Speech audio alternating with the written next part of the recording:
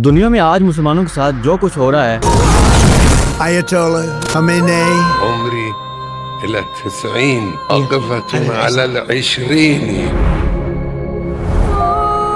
is dead.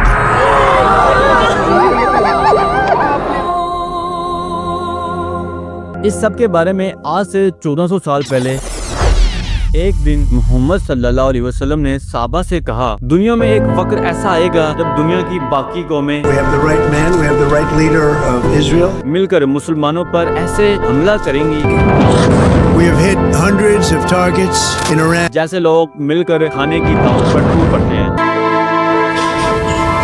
जिस पर एक साहबी ने आप सल्लल्लाहु अलैहि वसल्लम से पूछा, क्या मुसलमान उस दिन दुनिया में बहुत कम होंगे, इसलिए ये लोग हमारे ऊपर हमला करेंगे?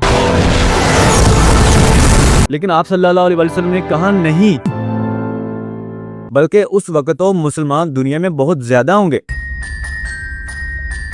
लेकिन तो मुसलमानों की मिसाल दुनिया में ऐसी होगी जैसे पानी के ऊपर गंद और झाग होती है।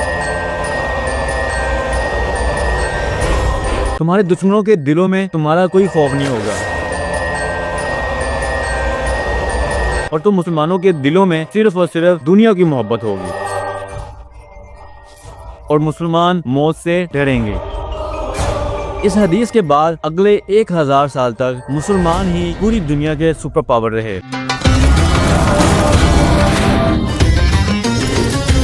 और इन 1000 सालों के दौरान पूरी दुनिया की कौमें मुसलमानों की ताकत से और फौजों से कामती थी और मुसलमान दुनिया के सुपर पावर इसलिए थे क्योंकि उस जमाने में दुनिया के सारे बड़े साइंटिस्ट मुसलमान ही थे। दुनिया की बेस्ट टेक्नोलॉजी मुसलमानों के पास थी। अब पूरी दुनिया मुसलमानों को ही फॉलो करती थी, इसलिए 1000 सालों में हमेशा दुनिया में कोई ना कोई मुसलमान दुनिया का सबसे ताकतवर इंसान होता था। लेकिन आखिर 1000 साल बाद दुनिया में मुसलमानों की एक नई एम्पायर सामने आई और यह एम्पायर मुसलमानों की आखिरी सुपर पावर थी और उस पावर का नाम था उस्मानिया खिलाफत।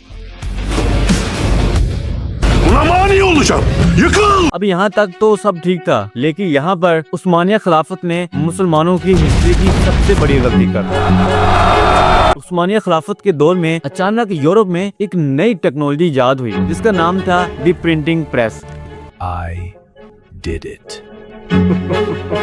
ये एक ऐसी मशीन थी जिसे किताबें बहुत तेज प्रिंट की जा सकती थी और आहिस्ता आहिस्ता ये मशीन पूरे यूरोप में फैल गई और इस मशीन ने यूरोप को हमेशा के लिए बदल दिया। मतलब जो आदमी इससे पहले कई दिनों में हाथों से किताब लिखता था, अब वही आदमी उतने ही दिनों में 100 किताबें प्रिंट करने लगा। इस मशीन की वजह से यूरोप के हर घर तक किताबें पहुंचने लगी। लेकिन जब ये मशीन उस जमाने की सुपर पावर उस्मानिया खिलाफत तक पहुंची तो उस्मानिया खिलाफत के स्कॉलर और उलमा ने कहा, ये टेक्नोलॉजी प्रिंटिंग प्रेस हराम है। तो अब मुसलमान उसी पुराने तरीके से किताबें आहिस्ता आहिस्ता लिखने लगे और इसके मुकाबले में यूरोप में तेज रफ्तारी से लाखों किताबें प्रिंट होने लगी।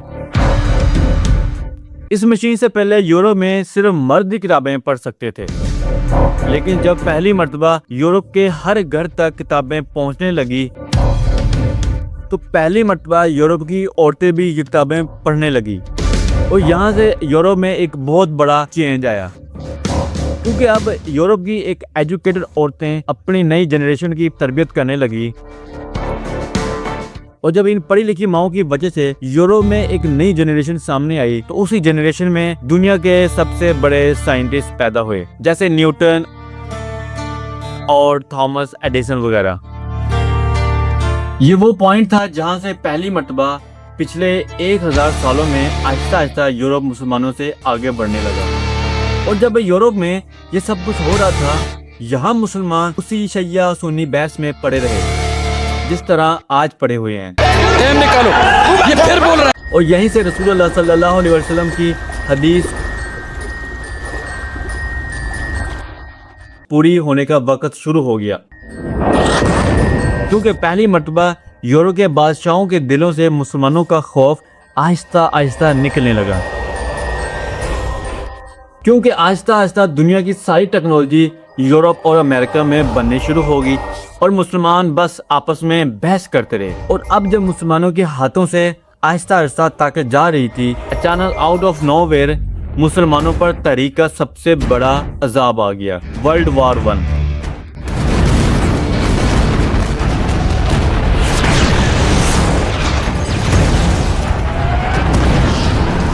वर्ल्ड वॉर 1 के बाद वो मुसलमान जो किसी जमाने में दुनिया के सबसे बड़े सुपर पावर थे, अब इस जंग के बाद यूरोप के बादशाहों ने मुसलमानों को एक एक कंट्री को खिलौनों की तरह बांट दिया। आपस में ऐसे बांट दिया जैसे किसी दावत पर खाना बांटा जाता है। और फिर उसी सुपर पावर ने मिलकर पहली मर्तबा मुसलमानों का फलस्तीन में एक नई रियासत इसराइल कायम कर दी। वर्ल्ड वॉर 1 के बाद जो तबाही मुसलमानों की शुरू हुई थी वो आज तक उसी तरह चल रही है। लेकिन मुसलमानों की इसी तबाही में कुछ मुसलमान लीडर ऐसे आए जिन्होंने इन सुपर पावर की आंखों में आंखें डालकर उन्हें चैलेंज किया और दुनिया में मुसलमानों के लिए एक बार फिर आवाज उठाई। दुनिया का पहला लीडर जिसने मुसलमानों के लिए आवाज उठाई थी, उसका नाम था सऊदी अरब का बादशाह किंग फैसल।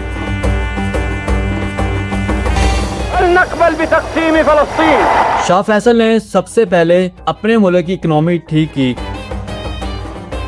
और जैसे ही ये इकोनॉमी ठीक हुई, शाह फैसल ने सारे मुसलमानों को यूनाइट करने के लिए दुनिया की सबसे बड़ी इस्लामिक कॉन्फ्रेंस बनाई। और आखिर जब फैसल की ताकत अपनी पीक तक पहुंची, शाह फैसल ने अरब ममालिक को यूनाइट करके इसराइल पर हमला कर दिया। अरब की फौजें हर तरह से इसराइल के अंदर घुस गई और पहली मर्तबा ऐसा होने लगा कि इसराइल ये जंग शाह फैसल से हार जाएगा। लेकिन ऑफ कोर्स जैसे कि हमेशा होता है, इसराइल को बचाने के लिए एक बार फिर उसका बाप अमेरिका सामने आ गया। इसराइल अमेरिका की मदद से अरबों से ये जंग जीत गया और शाह फैसल बहुत कोशिश के बाद भी ये जंग हार गया। लेकिन हारने के बाद भी फैसल चुप नहीं बैठे, बल्कि उन्होंने अमेरिका और इसराइल के खिलाफ अपना सबसे बड़ा वेपन निकाला। शाह फैसल ने ऐलान किया, आज के बाद इसराइल और उसके हैंडलर को अरब के तेल का एक कतरा भी नहीं बेचा जाएगा।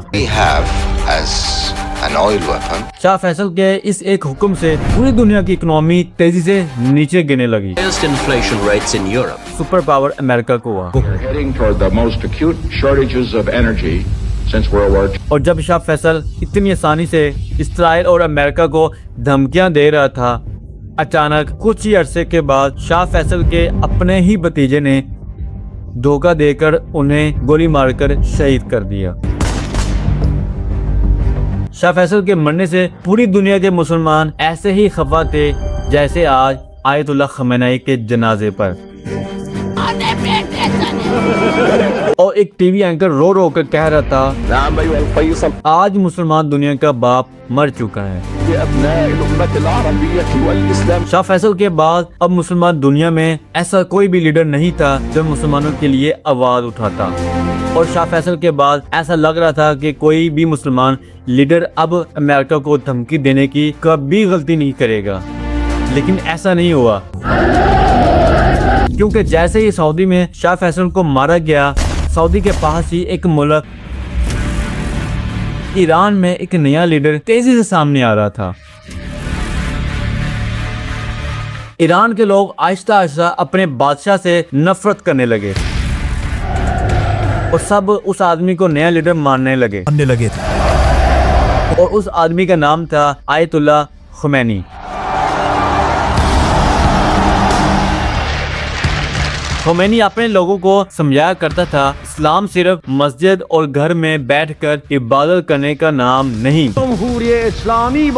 बल्कि इस्लाम का मतलब ये भी है कि मुसलमान अपने ज़माने की सबसे बड़ी सुपर पावर के ताकतों को तोड़ डाले।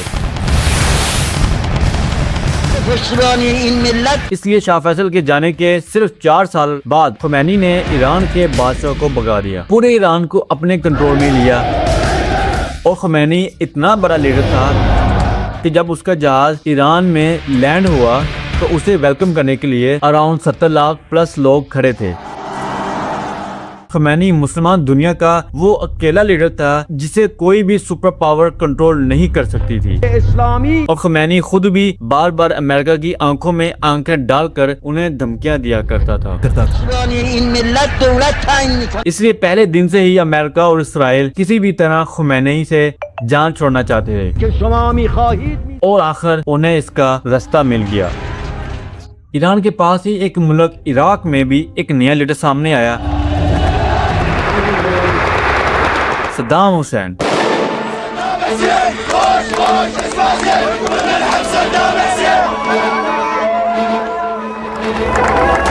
सद्दाम हुसैन ने आते ही अमेरिका और इसराइल के कहने पर ईरान के खुमैनी पर हमला कर दिया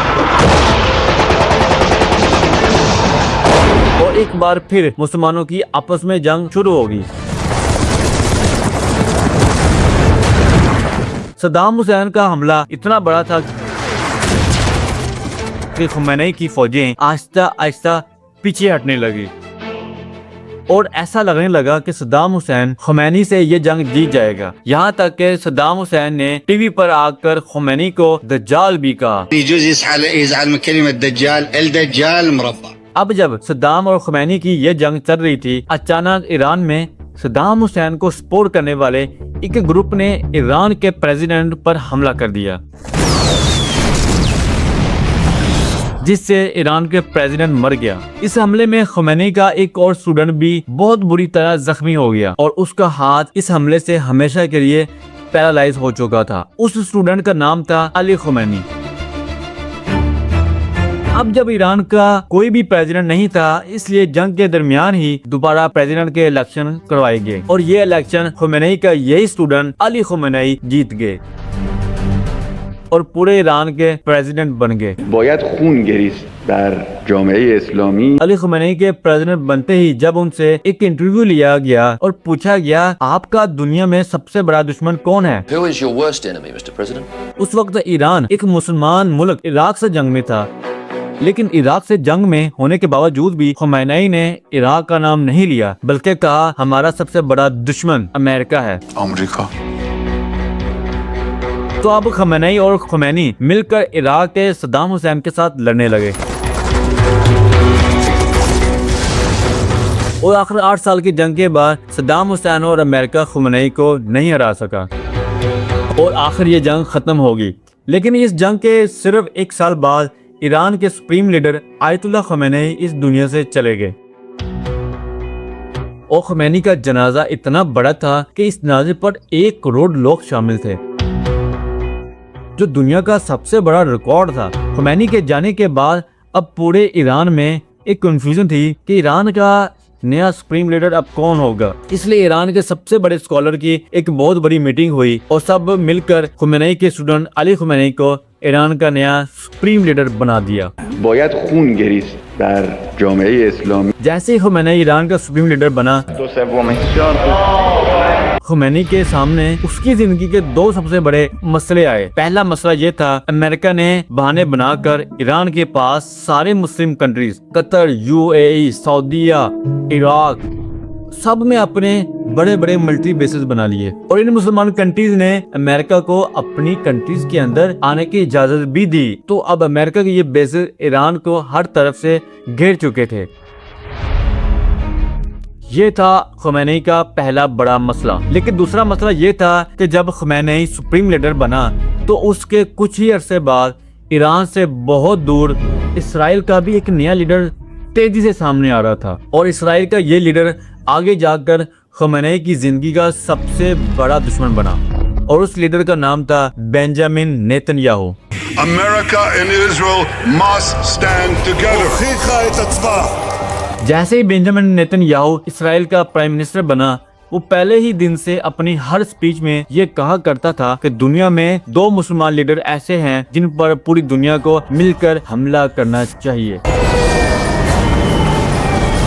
एक ईरान का Saddam Hussain If you take out Saddam's regime, I guarantee that it will have enormous positive reverberations on the. और दूसरा ईरान का supreme leader Ayatollah Khamenei. And to stop atomic bomb scientists, well, they're gone too. और अब Netanyahu पहले ही दिन से किसी भी तरह इराक और ईरान पर हमला करना चाहता था, इसलिए उसे सुपर पावर अमेरिका की मदद चाहिए थी। तो अब नेतन्याहू दुनिया में एक ऐसे बहाने का इंतजार कर रहा था जिसे वो किसी तरह अमेरिका के साथ इन दोनों मुल्कों पर हमला करे। और आखिर अचानक एक दिन आज से 25 साल पहले अमेरिका के वर्ल्ड ट्रेड सेंटर पर हमला हुआ। Very freedom came under attack. इस अटैक में हजारों अमेरिकन मर गए और अमेरिका का बच्चा बच्चा इस हमले के बदला लेने के लिए तैयार था। तो अब इस हमले के बाद पूरी दुनिया को ये बात क्लियर हो चुकी थी कि अमेरिका अब जख्मी शेर की तरह दुनिया में किसी पर भी हमला कर सकता है। तो सबसे पहले अमेरिका ने अफगानिस्तान पर हमला कर दिया। The United States military has begun strikes in Afghanistan. लेकिन जब अमेरिका अफगानिस्तान में बिजी था, इसराइल का नेतन्याहू बार बार अमेरिका पर प्रेशर डाल रहा था कि वो अफगानिस्तान के साथ साथ इराक के सद्दाम हुसैन पर भी हमला करे। Nuclear threat from Iraq. I think the choice of Iraq is a good choice. It's the right choice. और इराक पर इस हमले के लिए उसने पूरी दुनिया के सामने बड़े बड़े झूठ बोले। Threat from Iraq. कि इराक का सद्दाम हुसैन एटम बम बनाने वाला है। Producing weapons of mass destruction. और आखिर झूठ बोलकर उसने पूरी दुनिया को कन्विंस कर लिया। Militias in Iraq. और अमेरिका ने अपनी पूरी ताकत के साथ सद्दाम हुसैन पर हमला कर दिया। सद्दाम हुसैन, उसके बेटों और लाखों इराकियों को मार डाला और पूरे इराक पर कब्जा कर दिया। लेकिन इसके बाद पूरी दुनिया ने देखा कि इराक के पास असल में कोई एटम बम था ही नहीं, बल्कि ये हमला अमेरिका और नेतन्याहू ने झूठ बोलकर किया था। States must destroy the same regime. और आगे जाकर उन्होंने ये बात खुद भी मानी कि उन्होंने इराक में लाखों लोगों को बगैर किसी वजह के शहीद कर दिया था। War in Iraq was a big fat mistake. George Bush made a mistake. लेकिन पूरे इराक को तबाह करने के बाद भी नेतन्याहू को थोड़ी सी भी शर्म नहीं आई और वो रुका नहीं, बल्कि एटम बम का वही झूठ अब वो ईरान के बारे में भी बोल रहा है। Could produce a nuclear weapon in a very short time. और एक बार फिर अमेरिका पर प्रेशर डालने लगा कि अब इराक के बाद ईरान पर भी हमला करे। Encapsulated in one word, Iran. लेकिन नेतन्याहू की इन चालाकियों को देखकर ईरान के सुप्रीम लीडर आयतुल्लाह खमैनी ने एक ऐसा काम किया जिसे नेतन्याहू के सारे ख्वाब तोड़ कर रख दिए। अचानक ईरान के सुप्रीम लीडर ने ऐलान किया, ईरान कभी भी एटम बम नहीं बनाएगा, क्योंकि इस्लाम में एटम बम बनाना ही हराम है। ममनू है, हराम है। तो अब इसराइल अपना सर पकड़ के बैठ गया कि वो कौन सा नया बहाना बनाकर ईरान पर हमला करे। लेकिन इराक के झूठ के बाद अब कोई भी उसकी बात मानने को तैयार नहीं था और इस तरह आयतुल्लाह खमैनी ने अपने मुल्क को बचा लिया। लेकिन इसके कुछ साल बाद जब एक बार फिर नेतन्याहू इसराइल का प्राइम मिनिस्टर बना,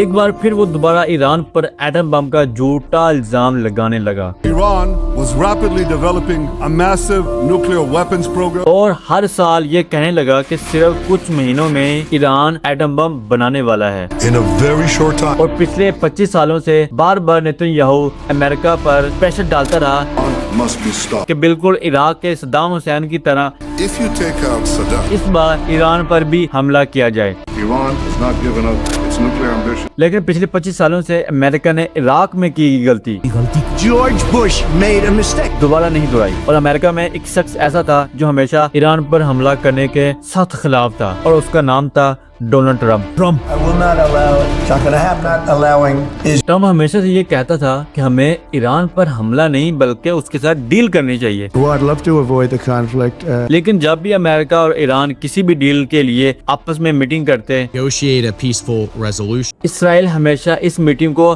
खराब करने की कोशिश करता रहता। Iran has not given up. आखिर जब आज से कुछ साल पहले ट्रम्प अमेरिका का नया प्रेसिडेंट बना, नेतन्याहू अब ट्रम्प पर भी ईरान पर हमला के लिए प्रेशर डालने लगा, Iran must be stopped. लेकिन ट्रम्प ईरान पर हमले के लिए तैयार नहीं था। अब जब अमेरिका ईरान पर हमला नहीं कर रहा था, आज से 2 साल पहले इसराइल का फॉर्मर प्राइम मिनिस्टर ने एक इंटरव्यू में कहा, 13th Prime Minister of Israel. अब हमारी बर्दाश्त खत्म हो चुकी है। And I'll say straight at this point, we need to topple the Iranian regime. Iran बिल्कुल एक ऑक्टोपस की तरह है, Against Iran, and I called it the octopus. जिसका सर खुद ईरान है और उसके हाथ इसराइल के हर तरफ फैले हुए हैं। With its arms all across the Middle East. पिछले 25 साल से हम इस ऑक्टोपस के एक एक हाथ से अलग अलग लड़ रहे हैं, Fighting those fingertips of the octopus. लेकिन अब हम इन हाथों से नहीं बल्कि सीधा ऑक्टोपस के सर पर वार करेंगे। The goddamn head of the octopus. और इस ऑक्टोपस का सर है ईरान का सुप्रीम लीडर आयतुल्लाह खुमैनी। मतलब आज से 2 साल पहले इसराइल ने अपनी पूरी ताकत के साथ अमेरिका पर प्रेशर डालना शुरू कर दिया I had to say what is our greatest challenge in the Middle East? One word. Iran. कि वो अपनी पूरी ताकत के साथ ईरान पर हमला करे। लेकिन ट्रम्प का तब भी वही पुराना स्टैंड था। यहाँ तक कि ये भी कहा जाता है कि नेतन्याहू के प्रेशर से तंग आकर एक दिन डोनाल्ड ट्रंप ने अपने सोशल मीडिया पर नेतन्याहू के खिलाफ एक पोस्ट भी शेयर की। President-elect shared a video criticizing Israeli Prime Minister Benjamin Netanyahu. He's a deep, dark son of a bitch. कि नेतन्याहू अमेरिका को ईरान से जंग के लिए मजबूर कर रहा है। इस पोस्ट के बाद ट्रंप ने इसराइल के खिलाफ ये भी कहा, But I'm not allowing Israel to annex the West Bank. और जब इसराइल ने कतर पर हमला किया तब भी ट्रंप ने नेतन्याहू के खिलाफ ये कहा। I was very unhappy about it. और फिर नेतन्याहू को अपने ऑफिस बुलाया और पूरी दुनिया के सामने नेतन्याहू से कतर के अमीर को फोन करवाया और पूरी दुनिया के सामने नेतन्याहू से माफी मंगवाई। We had a phone call today just to. Netanyahu has apologized to the Emir of Qatar. इस सारी बातों से ऐसा लग रहा था कि नेतन्याहू ट्रंप को कंट्रोल नहीं कर सकेगा और ट्रंप अपने 25 साल पुराने स्टैंड पर ही खड़ा रहेगा। But I'm not allowing Israel to annex the West Bank. लेकिन फिर आखिर ऐसा क्या हुआ कि अचानक ट्रंप ने अपनी 25 साल की बातें बुला दी और नेतन्याहू की बात मान ली और ईरान पर हमला कर दिया। The United States is ramping up its attacks on Iran.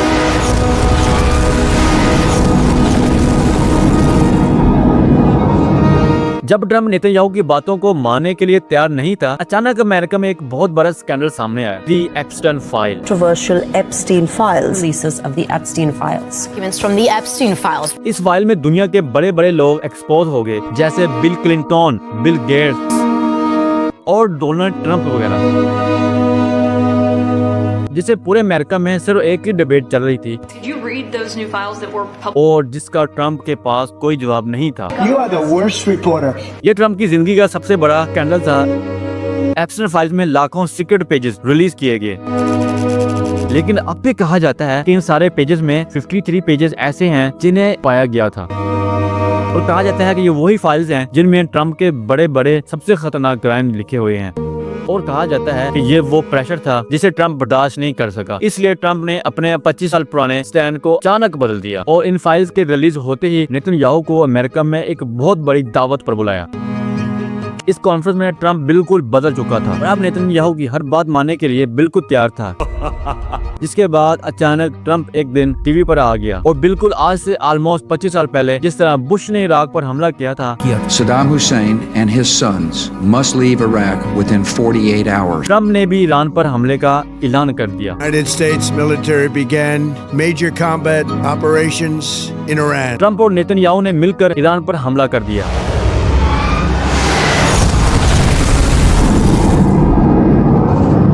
और पहले ही दिन ईरान के एक स्कूल में 160 छोटी मासूम बच्चों को शहीद कर दिया। और जैसे ही जंग शुरू हुई, ईरान को भी फाइनली मौका मिल गया कि वो अमेरिका के उस बेसिस को टारगेट करे जो 40 साल पहले अमेरिका ने मुसलमान कंट्रीज में बनाई थे। कुछ लोग आज ये भी कह रहे हैं कि ईरान क्यों इन मुसलमान कंट्रीज पर हमला कर रहा है, लेकिन सवाल ये नहीं है कि ईरान क्यों हमला कर रहा है, बल्कि सवाल ये है कि आखिर 40 सालों से इन मुसलमान कंट्रीज ने अमेरिका की फौज को अपने मुल्क में रहने की इजाजत क्यों दी। ये वही बेसिस थी जिसे अमेरिका पूरे मुसलमान दुनिया को हर वक्त धमकाता रहता था। Major combat operations in Iran. इसलिए आज ईरान ने एक एक करके इन सारे बेसों पर हमला कर दिया।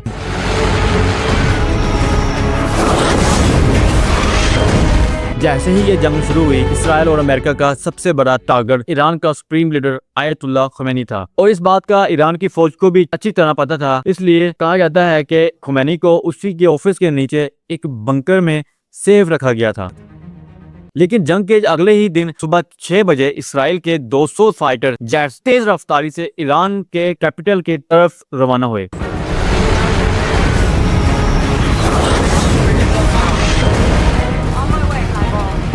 इन जहाजों में ऐसे एडवांस मिसाइल लगे हुए थे जो फटने से पहले पूरी बिल्डिंग को चीरकर अपने टारगेट तक पहुंचते हैं। इसलिए इन मिसाइल को कहा जाता है बंकर बस्टर। जैसे ही ये जहाज खुमैनी के ऑफिस के ऊपर पहुंचे, इन जहाजों ने 30 बंकर बस्टर मिसाइल खुमैनी के बंकर की तरफ फायर कर दी।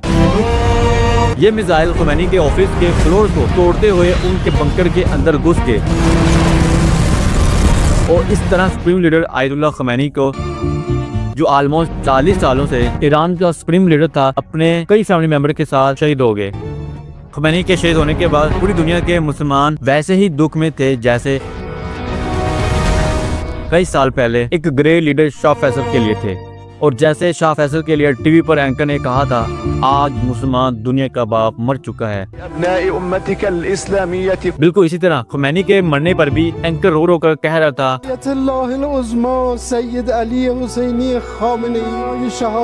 आज दुनिया में 2 बिलियन मुसलमान हैं और इनके मुकाबले में एक छोटा सा इसराइल जो मुसलमान दुनिया के सेंटर में घुसकर एक बार फिर मुसलमान लीडर को मार कर चला गया।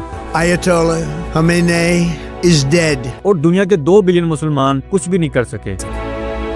और रसूलुल्लाह सल्लल्लाहु अलैहि वसल्लम की हदीस बिल्कुल सही थी कि एक दिन मुसलमान बहुत ज्यादा होंगे लेकिन उनकी दुनिया में कोई औकात नहीं होगी और वो बिल्कुल ऐसे ही होंगे जैसे पानी के ऊपर गंद और झाग होती है। और ये कहानी यहाँ खत्म नहीं होती। Iraq, Final moments with ladies and gentlemen, we got him. Libya, Syria, Yemen और अब ईरान। इसराइल के लीडर पहले ही बता चुके हैं कि उनका अगला टारगेट कौन होगा। Turkey is the new Iran. एक बात कंफर्म है, जब नेक्स्ट मुसलमान लीडर को टारगेट किया जाएगा तब भी मुसलमान कुछ नहीं कर पाएंगे।